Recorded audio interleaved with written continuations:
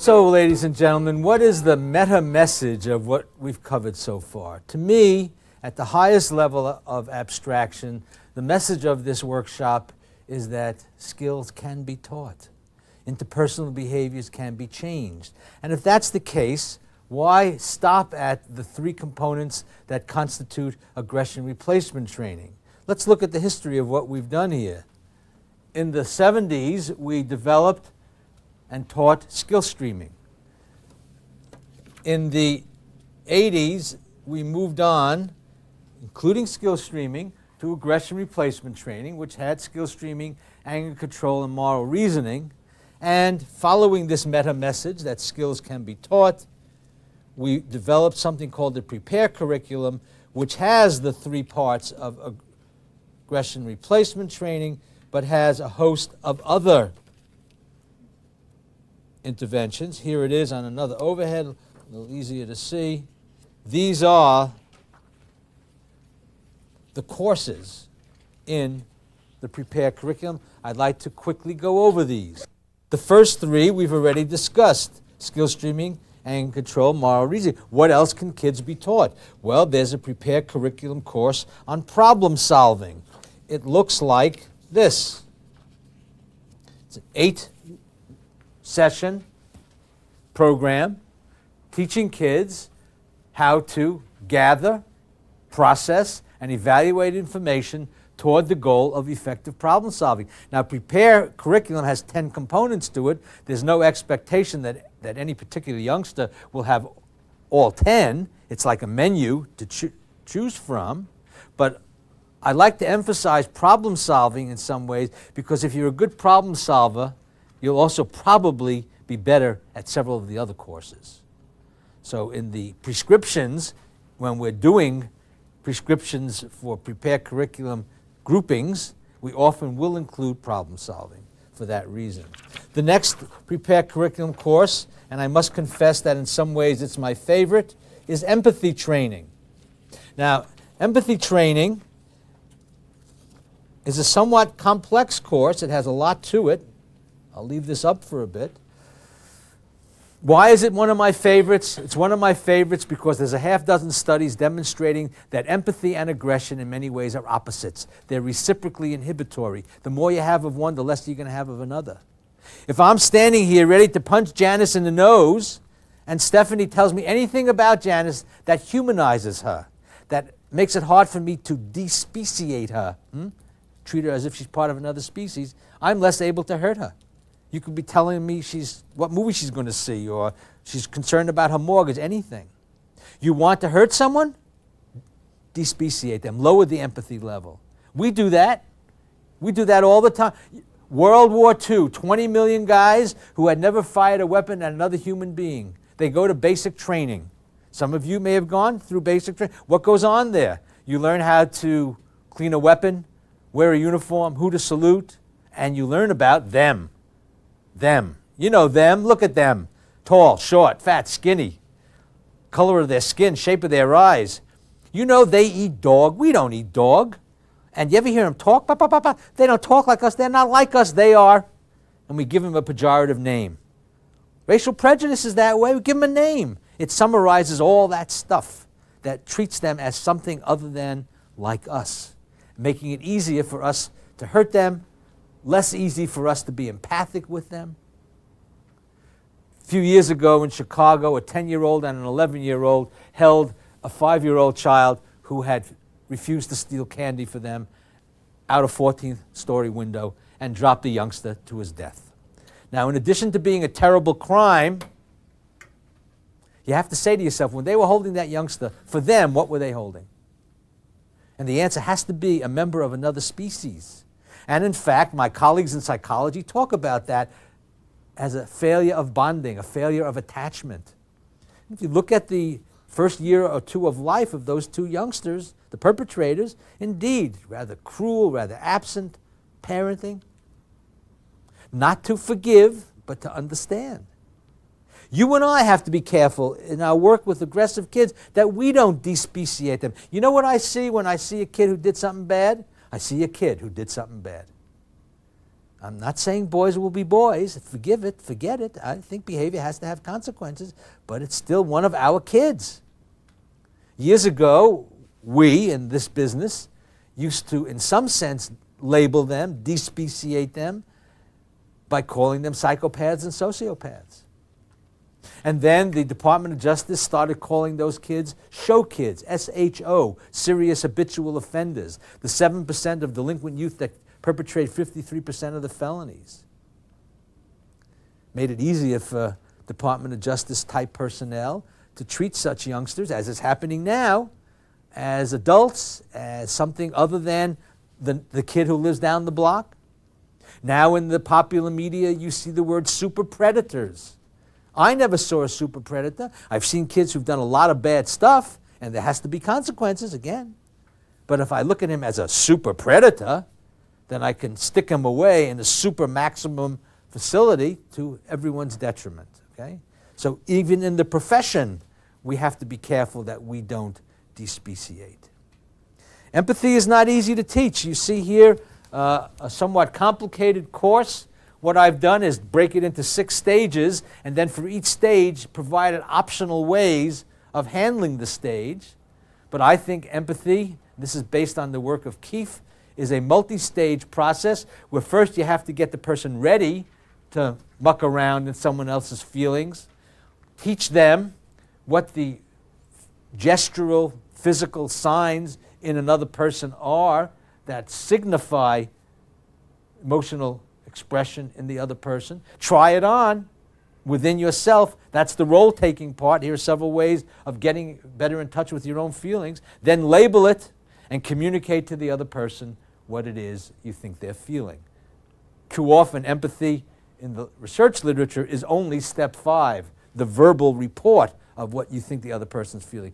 It needs these other steps, and I also think it needs a transfer and maintenance step like all interventions do.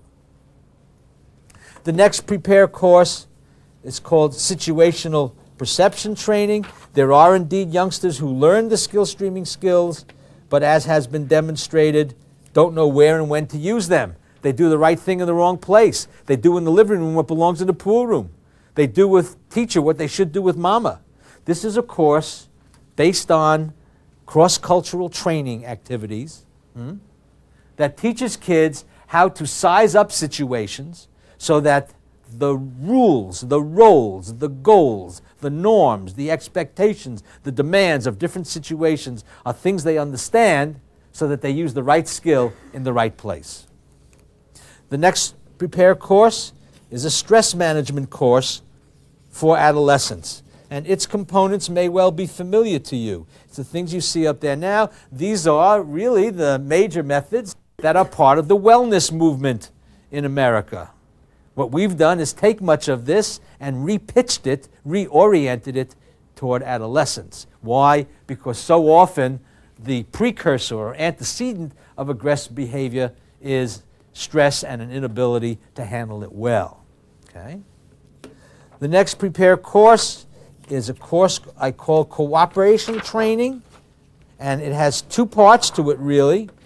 We want to enhance the youngster's ability to behave in a cooperative manner, and one thing we do to facilitate that is encourage teachers to use one or more of what sort of traditional now cooperative learning methods for teaching academic materials. And I'm sure some of you have made use of this, maybe you still do, to teach English, math, social studies. These are pedagogical methods by which the kids work in groups. Grades are based on improvement in your own past performance or group product rather than marking compared to other youngsters are sort of on a curve. It's fascinating, though. If you look at the literature on pedagogy, on educational methods, there's probably more support for cooperative learning than any other single approach to teaching. It enhances academic achievement. It helps kids be more cooperative. It helps kids get along better in mainstreaming, inclusion, and integration contexts. And yet, as I travel around the country and do this workshop in all kinds of school districts, I find that while most districts have a pocket of cooperative learning. They very, very infrequently use it on any really sustained basis. Why is that? Why is it that teachers, parents, and others, administrators, will often object? Sometimes parents say, well, I'm paying my taxes, so you'll teach. I don't want them learning from other kids. Maybe we're too much into a competitive headset. I have no problem with competition. I just like to leaven it a little bit. So we encourage the use of cooperative learning methods for teaching academic materials, and we also, since we're working with, you and I, with action-oriented kids, suggest the heavy use of cooperative gaming as opposed to competitive gaming. Again, not to replace it, but to leaven it. Here are some of the names of some of the many cooperative games in the prepared curriculum book we did, but if you want to know what cooperative games are, here are some of their qualities.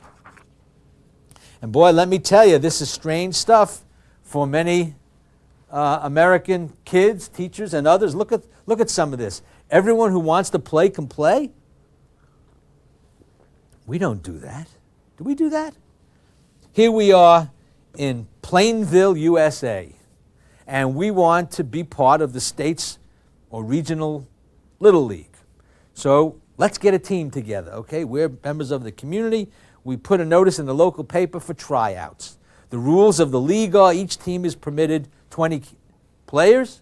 So 100 kids show up, so we have tryouts. Well, we want to win, don't we? So we're going to pick the best, so that Plainville will look good in the region. Well, what's the best, the biggest, the swiftest, the most skilled? So we do that. We pick the best 20. Well, now we've got to say something to the other 80. We're nice people, so we say it nicely, but it's basically go away. Thomas, you didn't make the team. Go away. BJ, you didn't make the team. Go away. And these are kids very often who've heard go away before, and then we have the temerity to assert that sports builds character. It doesn't build it for the rejected kids. Look at number 6. If you want something revolutionary, no goals counted, no points awarded, no score kept. What is that? I go into delinquency centers to organize basketball games. I used to be 6'11". I've shrunk down. And I'll say to the kids, we're going to play basketball today, but we're not going to keep score. We're not going to compete. The kids look at you like you're crazy. They, we got to compete. We got to keep score. I say, all right, we'll keep score. It'll be the combined score of both sides. That's the score. Oh, we got to compete. All right, we'll play again next Tuesday, and we'll see if together we can get more points than together we got now. The point is, if you can get the kids into this, they love it. Adults have trouble with it. It's not organized. It's not structured. Much of this began in Western Canada with games like multi-puck, multi-net hockey. Looks like chaos. Kids love it. Let's play Simple Simon. Can we play Simple Simon? We're going to have 2 games going on both sides of the volleyball net. Christina, you bent this way when you should have gone that way. You don't have to sit down. Go play in the other game. If you, in a sense, drop out of that, we'll welcome you back here. We don't have to have competition. We can just have fun. And along the way, use this kind of gaming to enhance our cooperative skills. That's the point. Okay?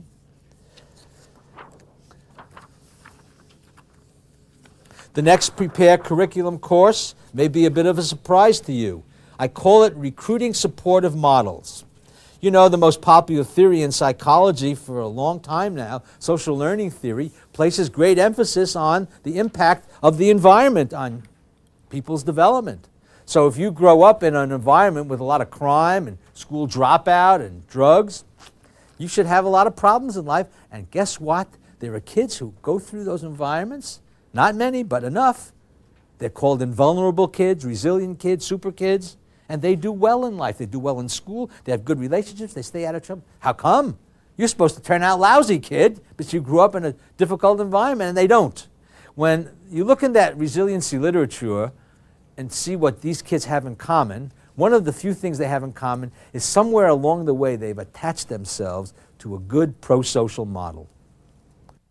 Coach, priest, an uncle, a teacher, a youth care worker.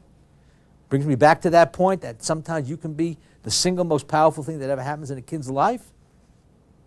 This is a course teaching kids how to use the skill streaming skills to find such people, people who can help them sort of sail through life in an envelope, to reach out to them, to build and maintain relationships with them.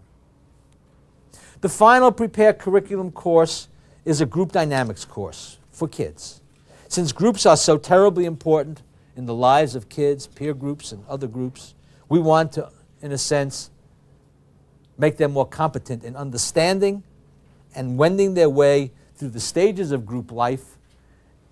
We want to do this, remember the notion of reformative prescription, make your methods fit the learning style, so we use games and simulations and exercises to teach kids about leadership, communication, power, conflict, and all the things that make groups work and not work.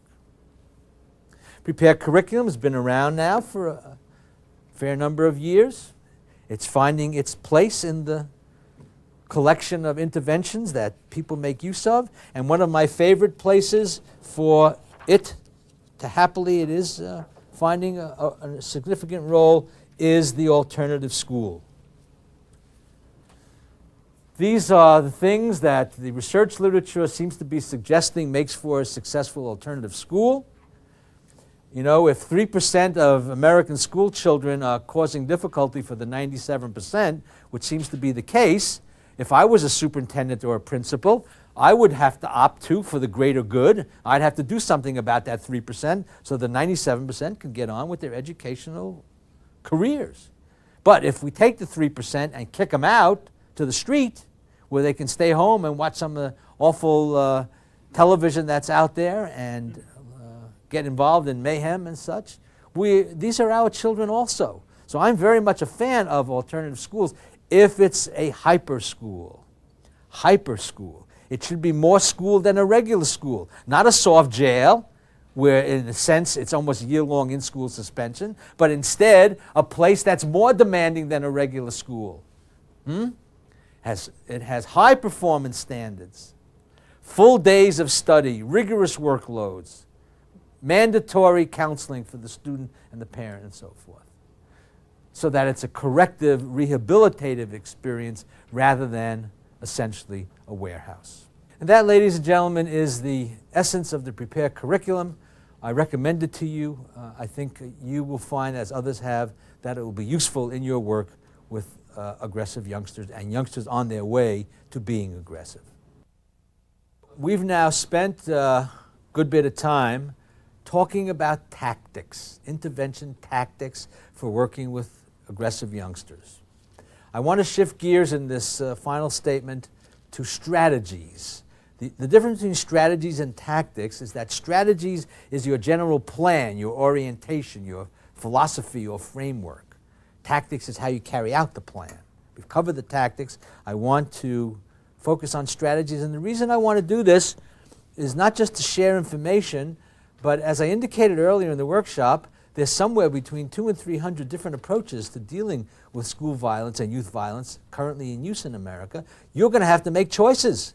You're going to have to pick and choose. And I don't want you to pick and choose method A or method B based on anecdote, based on impression. I want you to have a reasonable rationale for choosing amongst and between productive and unproductive approaches to changing such youngsters. So let's look at a few of each.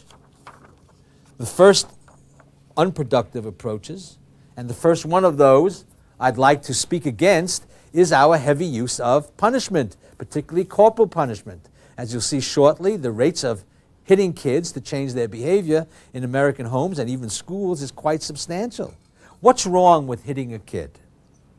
The first thing that's wrong is that the kid might temporarily change what he or she is doing, thus rewarding the hitter, making it more likely that the hitter will do hitting again. If aggression is learned and it works, you're going to do more of it.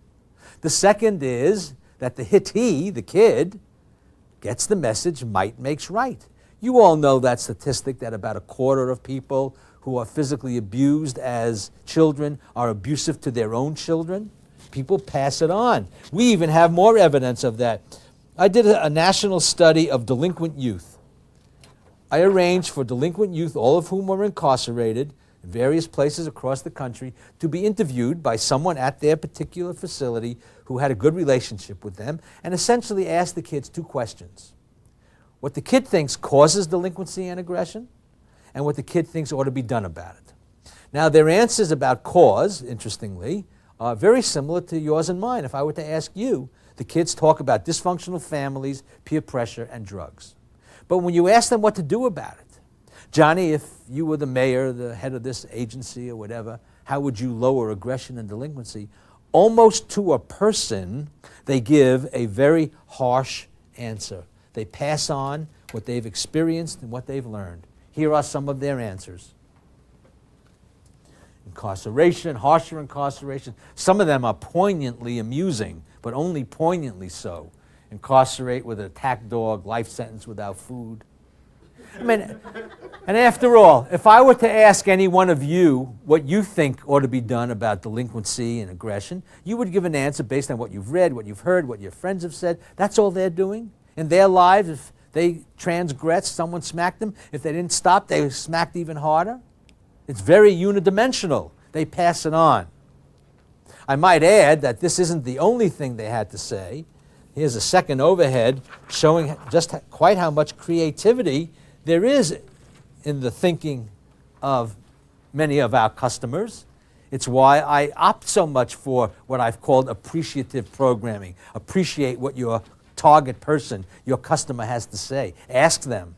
There's a lot of wisdom here from these delinquent kids in these suggestions, many of which we ought to opt for. A lot of creativity. And I know my colleagues in the audience who are psychologists are particularly enamored by the second one from the bottom, station a psychologist at each arcade, which is, in a tight job market, such a good idea. So people pass it on. What else is wrong with our use of hitting kids? Here's the nice little summary of all the things that influence whether punishment has even a temporary effect. Very often that's the best you'll get out of it. I also think hitting a kid can be objected to on moral grounds. And as a skills trainer, it won't surprise you when I tell you one of the problems with corporal punishment is that if it has any information value at all, it teaches a youngster what not to do. It doesn't teach him what to do instead.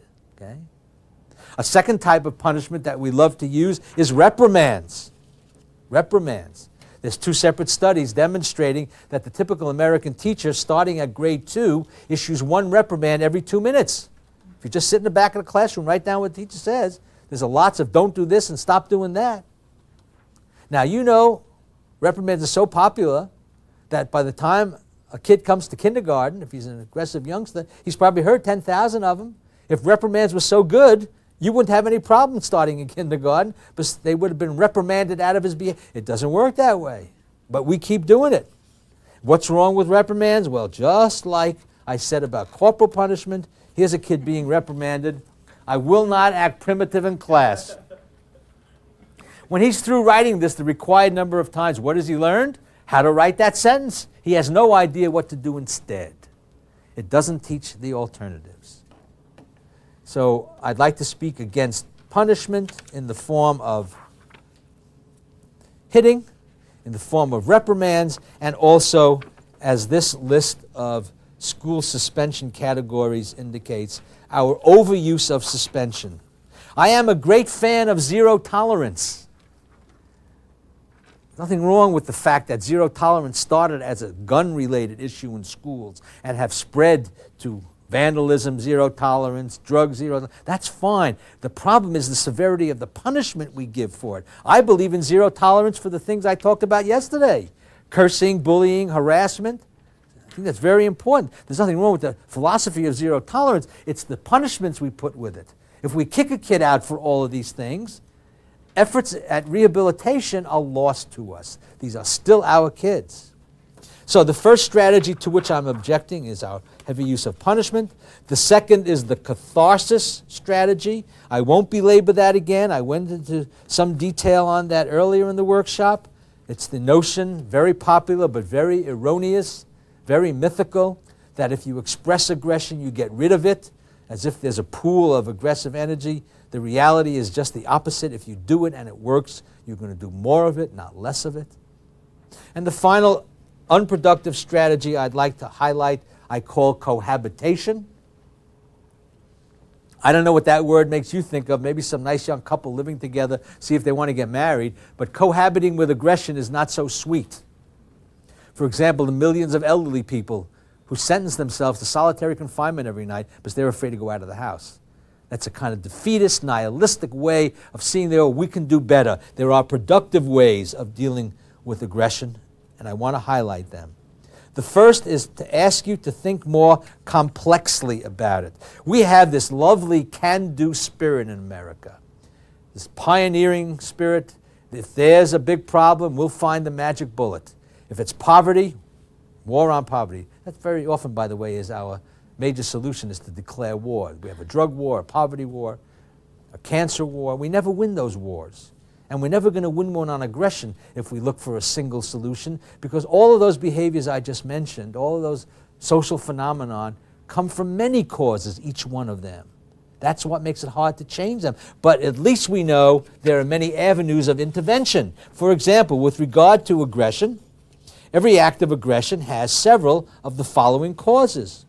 Some are physiological. It's no surprise that so much aggression in our world comes from adolescent males, given what's known about the behavioral consequences of high levels of testosterone, low levels of serotonin. Some of the causes are sociological. The traditions and the mores of the country or region in which you live. America is a great country. I wouldn't want to live anywhere else, but we sure are an aggressive country. If you take all the countries of the world and put them on a continuum from least to most aggression, America's going to be way toward the end. Our traditions and mores of pioneering spirit, individualism, assertiveness, competitiveness, far too often spill over into, remember how I defined aggression yesterday? Intentional physical injury or psychological injury to another person. So it's not just the physiology, it's the sociology that influences in the sense of complexity, whether aggression happens or not. What's the person's physical environment and social environment like? Who does he hang around with? What are his models?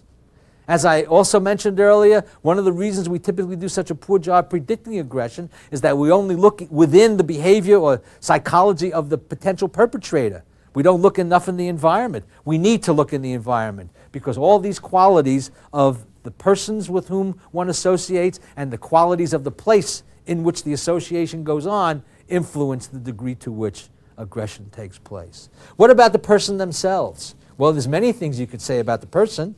It won't surprise you, based on this workshop, that I like to focus on what alternatives does the person have at their disposal.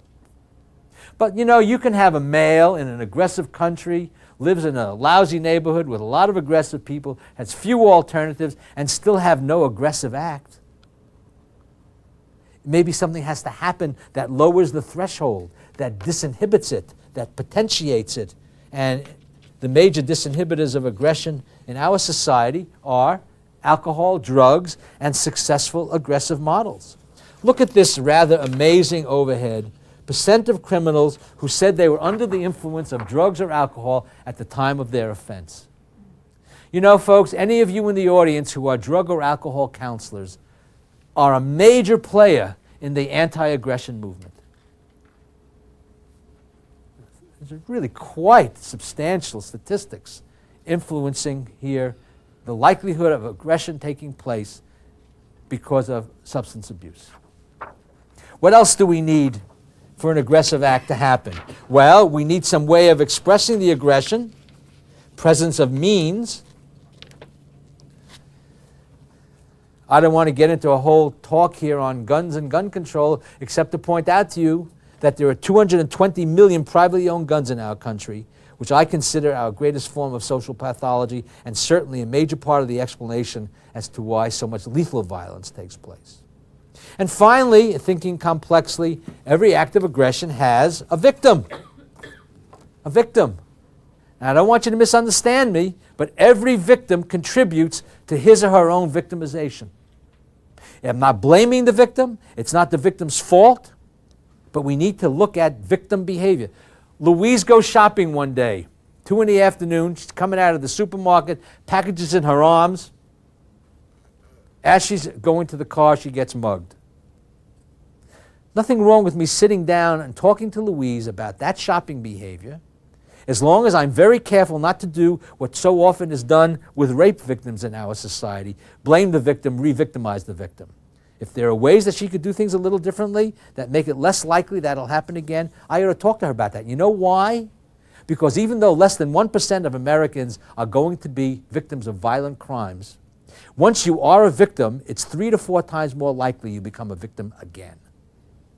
That's a pretty scary statistic. I'm sitting in a bar with Rob. I don't know him. I poke him. I knock over his drink. I insult his relatives. He pulls out a gun and he kills me. In the police records, he's the perpetrator, I'm the victim.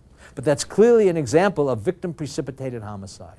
So between the mugging and the murder, while there are different degrees of contribution of the victim, we need that opportunity to discuss the crime with the victim if we can, so that if there's anything we can do in terms of changing behavior to decrease the possibilities of re-victimization. Ladies and gentlemen, think complexly. Second, I ask you to think prescriptively. If there's 200 to 300 different approaches to dealing with aggression, they're not all going to fit this kid, this adult, that adult. Especially when you see that there's a literature out there now talking about different types of aggression, varying in intensity, proactive, reactive. We'll get back to that one in a minute. Over-controlled, under-controlled. Over-controlled is the person who hardly ever gets upset and aggressive, but when he or she does, it's explosive. Under-controlled, the short fuse. Starts early in life, later in life. Overt, covert, or oriented toward authority figures. Maybe these different types of aggression would yield best to different types of interventions. For example, the proactive-reactive. Let's take a look at that. Proactive aggression. Object-oriented. The goal is to dominate. Michelle here is walking down the street, and she's coming toward me, and she's dressed pretty neatly, and she's got this big purse under her arm. I want that purse. I have no particular desire one way or another to hurt Michelle. My goal here is to mug her. I'm planning to do that. So I grab the purse. Michelle struggles, doesn't give it up easily, and in the course of that, I punch her in the face in order to get the purse. It certainly is aggression, intentional injury, but aggression of a proactive, instrumental nature. Second scenario. Here comes Michelle, my next-door neighbor, who keeps driving her car on my lawn. And I've talked to her 10 times, and she still does it. And I get into an argument with her, and the argument builds, and I get angry and volatile and express hostile aggression or reactive aggression, much more aroused. From Michelle's point of view, it's the same thing. Both ways, she's getting punched in the face. But you see, I'm suggesting here, and Dodge has also suggested, the possibility that different interventions might fit the two types of aggression. And the other prescription that I really want to stress, I went into great detail on this yesterday, I won't do that again, but this was the list of different types of aggressive incidents we gathered in that Break It Up project, the urging to catch it low to prevent it high. Aggression is learned, get away with this, you're more likely to do this. Minimize this, you'll have less of the high-level aggression. Think complexly, think prescriptively. The third strategy I'd like to recommend is to urge you to think situationally about the context. If you took a course in the psychology of personality 10, 15 years ago, for example, you learned all about traits. These are personality dispositions that determine our behavior. If Joanne takes a test of honesty and she scores high on that trait, then I, as the psychologist, would at that point in time certainly predict that Joanne, this student here, would not cheat in history, English, or math. If Earl scores high on a test of dependency, He's highly dependent. I would predict that if Earl has a problem and his mom is there, he'll ask her for help. His teacher's there, he'll ask her for help. His peers, he'll ask them too, because he's highly dependent. Let's follow these kids around and see if this is true. Joanne doesn't cheat in history or English, but she cheats like hell in math. Earl asks mama and teacher for help, but never asks his peers for help. What's going on? Well, what's going on is that if you took a course in the psychology of personality today, you would learn not just about personality traits, you'd learn about the importance of the situation. It's a topic called interactionism, basically saying all behavior of any type, positive or negative, is a function of things within the person and things within the environment, and that's also true for aggression. It's also true for aggression. So, for example, if you work in a school and you have aggressive kids whose behavior you want to change, do things to, for, and with the kids. Do aggression replacement training, but also do things to the school. There's more aggression per capita in larger schools, certain physical locations, cafeteria, stairwell, bathrooms.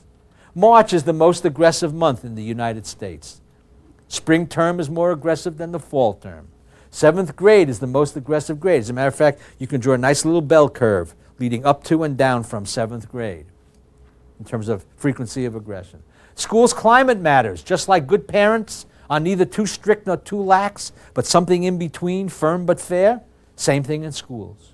Think about the people, but think about the place. Some of you work in prison-type settings. You have prisoners that are too aggressive. Do things to, for, and with them, but what about the prison itself? The larger, the older, the more traffic in and out, the less educated the officers, the fewer the work assignments, less the contact. All of these are qualities of the environment. Are you concerned, as I am, I hope you are, about sports violence? The ways in which hockey should be relabeled boxing on skates? The ways in which basketball and baseball looking more and more like football and boxing? I mean, these are our kids' heroes. Well, if you have players who are heroes who are chronically aggressive, over-aggressive, influencing our kids, use penalties, use fines, but what about the sports themselves? There's more violence by members of home teams than visiting teams when the team is in the middle of its league standing, independent of the sport. And look at these two, folks. Later in the game and later in the season. What about that? If catharsis was true, which it isn't, as the game went on, as the season went on, the players would get rid of the aggression. Research consistently shows exactly the opposite. Later in the game, later in the season, there's more aggression. It builds. And it builds, of course, as it's being rewarded. Certain physical locations, behind the net, the 50-yard line. Teams that wear black uniforms give and get more aggression. There's a significant positive correlation between how hot it is outside and how many players are hit by pitch balls in professional baseball. It's hard for me to tell you how to use any one of these single facts, but it's a way of thinking about the environment. Since every one of you works in a place with other people, don't just think about the perpetrators. Think about the context if you want to choose interventions that are productive. And the final strategy, in many ways, brings this workshop full circle. I opened it by saying to you that it's based on the well-demonstrated fact now that aggression is indeed primarily learned behavior. And I want you to select your interventions with that in mind. I've seen cartoons that say this so well. Parent is smacking a kid and saying, "This will teach you not to hit." Okay? Well, in fact, unfortunately, far too often, that is teaching the kid to hit. So if a kid is learning to hit, if a kid is learning aggression, aggression is learned, who is in fact teaching it? There are 3 main classrooms for aggression in our society: the home, the school, and the mass media. In the American home, these are data from Strauss's interesting book called Beat the Devil Out of Them. In the American home, hitting a child is legal in all 50 states. Now, you may think that's an odd fact for me to mention, but in the Scandinavian countries, and currently being considered in Germany, is legislation saying it's illegal for a parent to hit their child. We tend to be moving in quite the opposite direction in the United States because, as you can see, 90% of our kids are hit during their growing up years, and a quarter of them are still being hit when they're adolescents, although hitting peaks in toddlerhood, ages 3 to 4. Sons are hit more than daughters. Older parents are less likely to hit their children than our younger parents. Parents who themselves were hit when they were adolescents are more likely to hit their adolescent children, and parents who hit each other are more likely to hit their adolescent children. And if you look at this litany of facts and put it all together, you have to say, what does it mean? And to me, it means that we collectively are doing a lousy job teaching our kids how to be parents. And I know schools are burdened with all manner of demands in terms of child services, but I think it's going to be increasingly important for us to have mandatory courses in how to be a parent in our schools. And that course has to come approximately a year before you can physically become a parent, which unfortunately places it in 4th grade. So something I think quite significant to think about. The second place in which kids learn how to be aggressive is in school, not only from peers, but in the 23 states that permit it, from the staff. 10 of the 23 states are in the southern U.S. There's about 750,000 instances of corporal punishment each year. And this procedure, which I consider unfair and ineffective too, in the sense that there are nonviolent approaches like timeout and response course that are not violent themselves and generally are effective. This unfair procedure is given out unfairly. About 30% of America's school children are minority children. They get 40% of the corporal punishment. Learning disabled and emotionally disturbed kids get also a disproportionate amount of the corporal punishment. Well, I guess if I was hitting a kid, it might make me feel uncomfortable. So I have to distance myself from that decision, and I think that's what goes on in the 23 states that permit this. They have school policies and procedures about the number of strokes, intensity of strokes, size of paddle, presence of a witness, parental approval. I'm not hitting the kid because I decided it is school policy. I distance from it, okay? And there's all kinds of rules about ways of doing it. It's not only paddles, by the way. This rather uncomfortable overhead makes clear that lots of other things are used in adults in school visiting physical aggression upon kids who have seemed to transgress.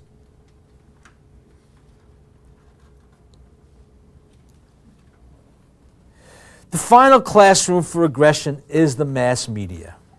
And here we have comic books, radio, certain movies, certain games, certainly video games are a major impact here, but in particular, television programming. But I just want to point out to you that even though the television industry very often sounds like the tobacco industry, claiming certain things aren't proven, there's well over 1,000 separate studies now of this very high level of television violence and its consequences, and it is indeed a high level. 57% of all programs, child and adult, have violence in them. In 73% of the instances, the violence is not punished. In 58%, there's no pain. In 57%, the violence is repeated. How could that not have an effect on our viewers? And as a matter of fact, it's been well demonstrated that there are 3 consistent effects of this very high diet of violent TV viewing. The first is usually called the aggression effect. Its main feature is copycat violence. A substantial minority of the viewers will copy what they see. And as a matter of fact, we know a great deal about copycat violence because there's so much research on it. Boys will copy more than girls, but both will copy. Younger kids copy more than older, preschool the most, but there's copying at all levels. There's also copying at all social class levels, but the most at the lowest levels. Type of program matters. But there's even copying at this fourth level. And there's greater violence, greater copying of violence when the violence depicted is justified, rewarded, involves a weapon, is painless. Let me be concrete about this. Jason and I are two television actors. We stage a fight. It's my workshop, Jason, so I'm going to win the fight. Your workshop, you can win the fight. But it's a strange fight. We wrestle. Jason throws me through a window. I take a chair and I break it on his head. We kick, we punch. By the by, the fight ends. Neither of us have a scratch. And I, the good guy, certainly don't have a scratch. His tie is on straight. The ash is on my cigarette. And I, of course, get to walk down the hall with the pretty young lady. The violence being rewarded. No wonder a 3-year-old at the scene of a fatal auto accident can point to the dead body and say to the father, "I know it's dead, Daddy, but why doesn't it get up?" This is the message given. Violence doesn't hurt. Death is temporary. The second well-demonstrated effect is called the victim effect, and its nature is increased fearfulness, increased mistrust. Sometimes it's called the mean world syndrome. And it's kind of interesting and sad that there's a copycat effect here also. So much television violence involves males beating up on females that the first effect, the aggression effect, shows increased aggressiveness in males. That's what I showed earlier. But this one shows increased fearfulness as a modeling effect in females. Okay? And the third effect, which I actually think of as the most serious, called the bystander effect, has as its main feature a desensitization. It bothers us less. It matters less to us. We care less. We adapt to it. We adjust to it. First month of the Vietnam War, Walter Cronkite is giving the body count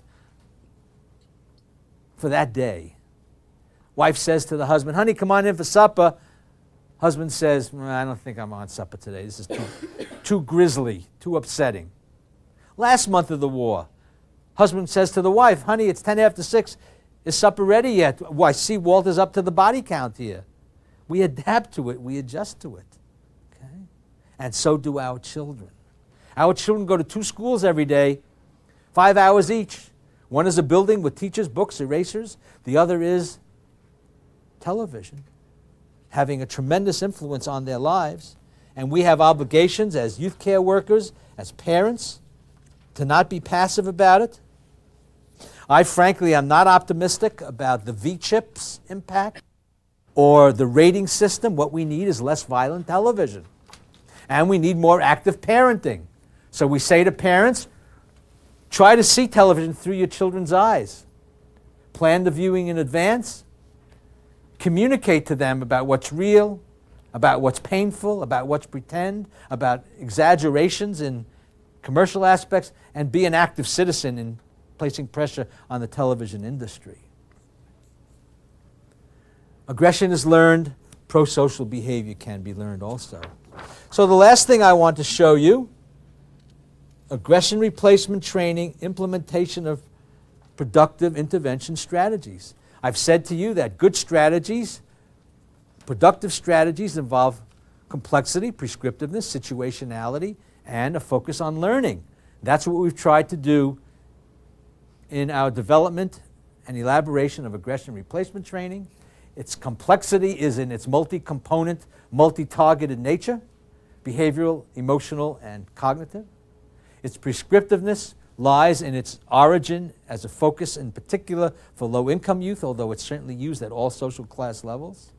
Its situational context is our emphasis on, whenever we can, pulling in the family, the peer group, and other aspects of the target person's context.